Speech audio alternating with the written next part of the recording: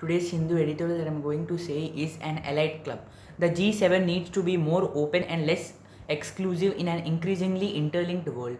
The G7 summit at Carbis Bay sent out two very strong messages. The first was driven by the United States news President Joseph Biden and his challenges. The G7 commitment to donate 1 billion coronavirus vaccines to poorer countries and to invest $12 trillion in their combined pandemic recovery plan depends on US commitments for a large part. The special communique on open societies for G7 outreach and the invitation to fellow democracies.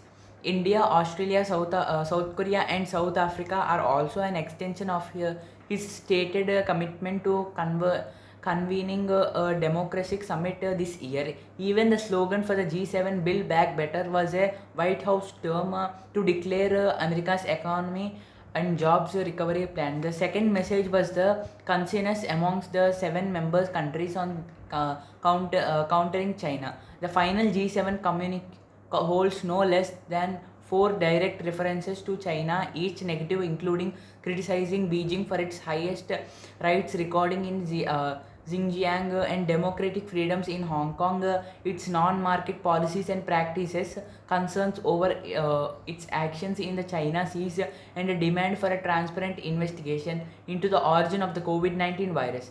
Though the bonhomie among the G7 leaders were palpable, the differences and the contradictions in the grouping remain a challenge. Even 2 decades ago, questions were raised about where the grouping earlier the G8 could claim its mantle as the world's richest countries when emerging economic issues. The EU is more representative unit than the individual European G7 member countries.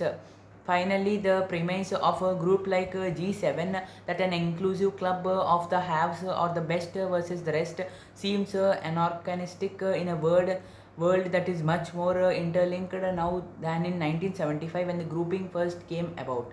This is our today's Hindu editorial. Thank you.